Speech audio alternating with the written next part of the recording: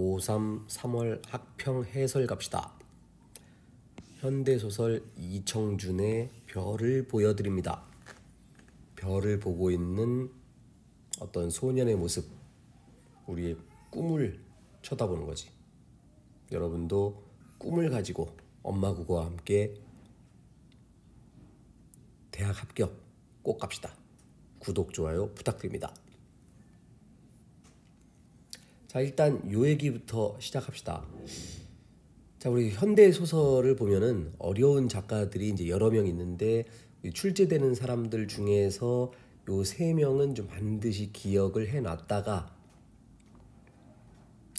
이청준, 오정희, 김승옥 이렇게 세 명이 나오면 보기를 통해서 상징성을 먼저 찾고 그 다음에 독해를 시작해야 돼. 그냥 읽어버리면 뭔가 우리가 좀 이해할 수 없는 이런 행동들이 쭉 나오고 그 다음에 결과도 좀 알 수 없는 결과로 끝나. 이게 도대체 뭐지? 도저히 답을 찾을 수가 없다고. 굉장히 힘들어. 그래서 먼저 보기를 본다.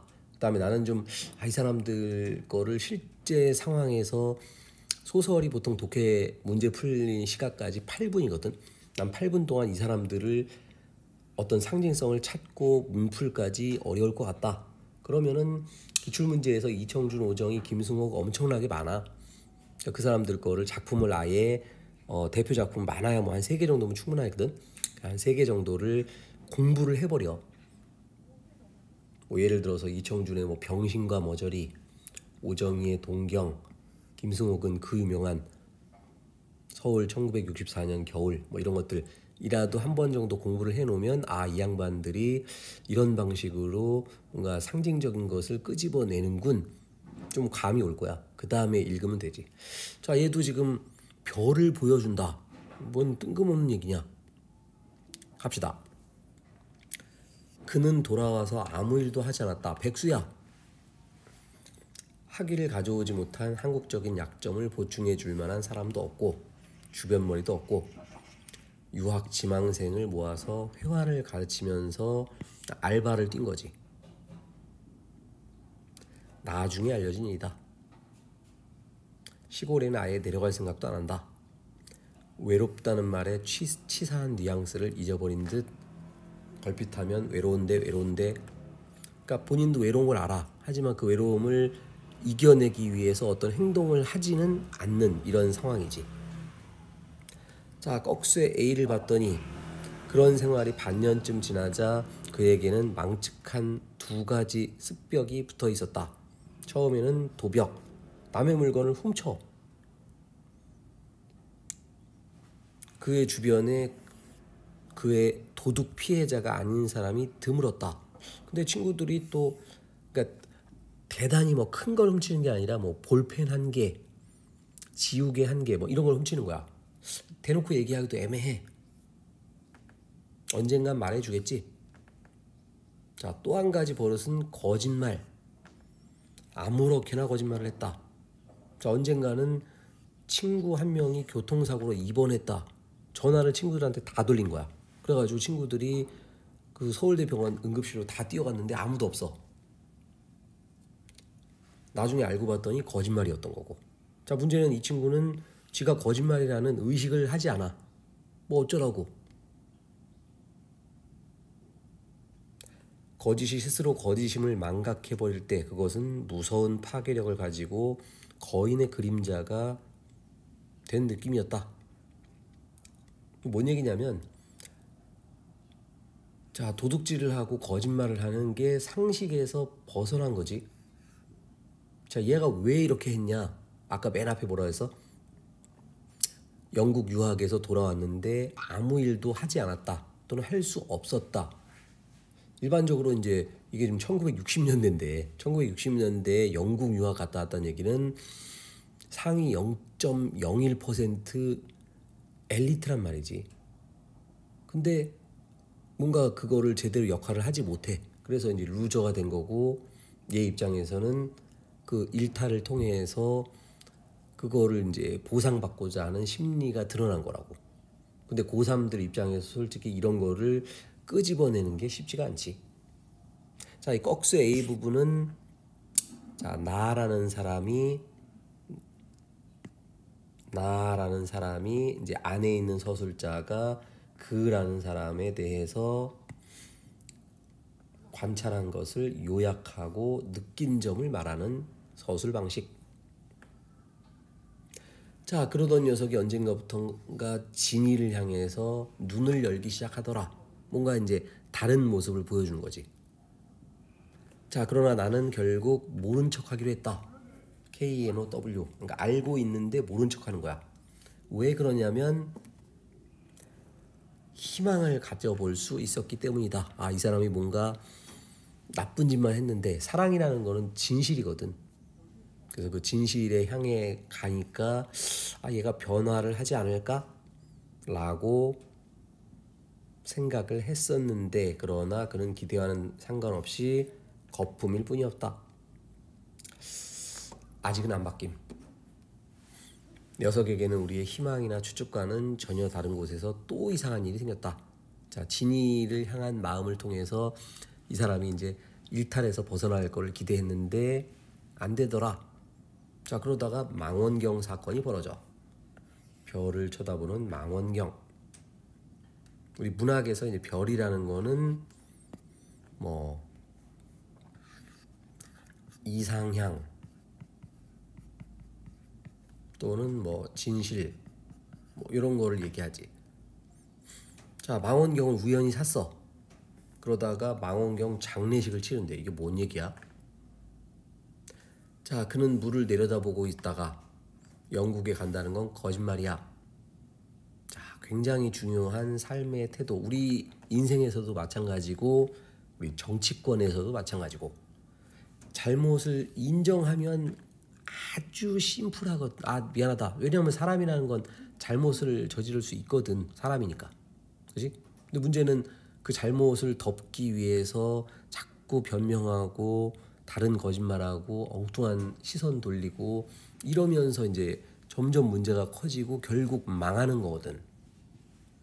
문제 해결의 시발점. 현우진의 수학 시발점. 그 시발점을 이 양반 참 책 이름 잘 지었는데 자기가 뭐가 문제인가를 알면 그러면 이제 문제가 해결이 되거든. 자, 드디어 자기가 거짓말을 했다는 걸 인정했어. 그리고 나는 노를 멈춰봤다. 신기하네. 드디어 지가 잘못을 인정했네. 그는 목소리가 낮고 조심스러웠다.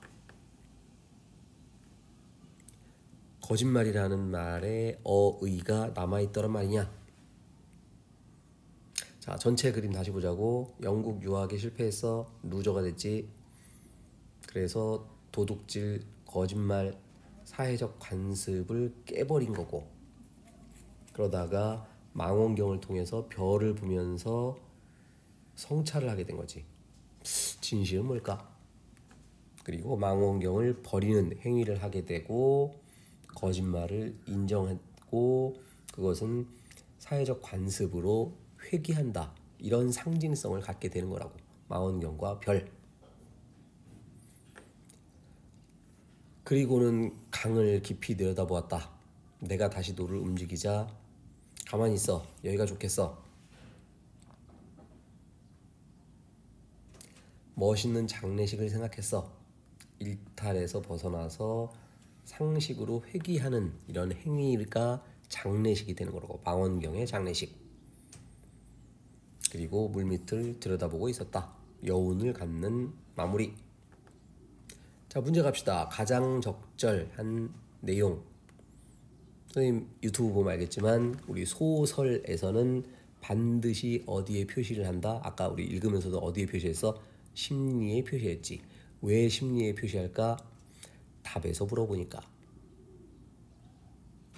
자, 나는 진이를 향한 그의 관심에 희망을 가졌다.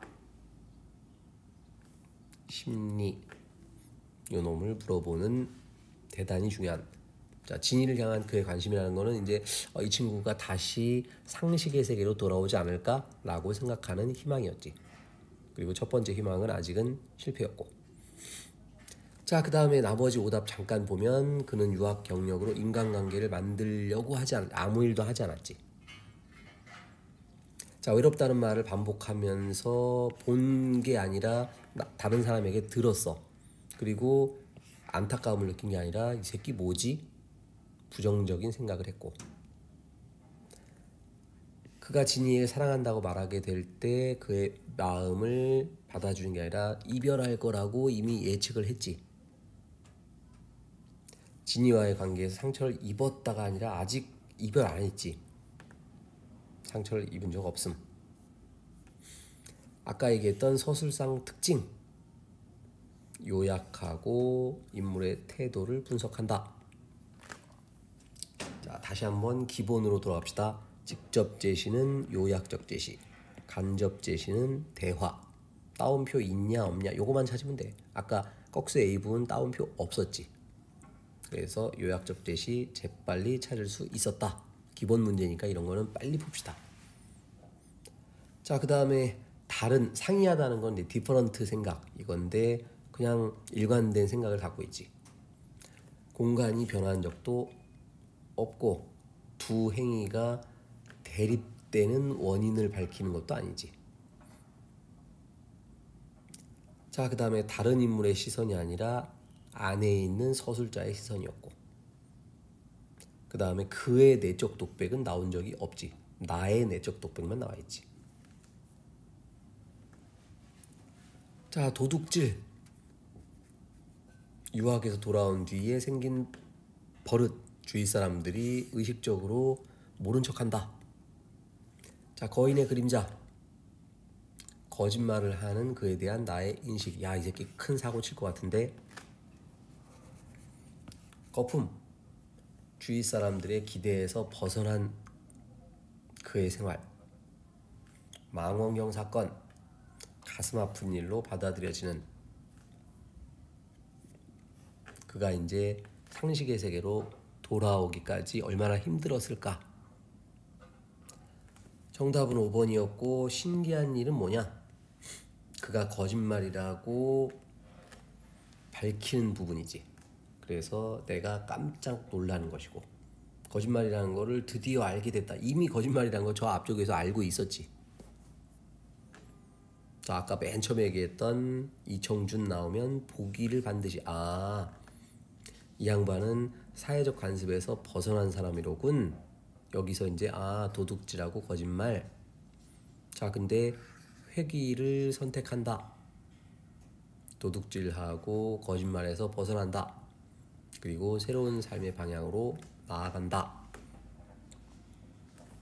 해서 정답은, 자, 나가 그의 내부에 거짓말이라는 말에 어이가 남아있었더란 말인가? 그가 사회적 관습을 수용하지 않는다. 땡.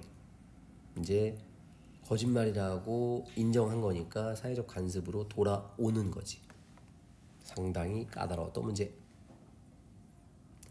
자, 나머지 거짓말하는 것은 사회적 관습에서 벗어난 거.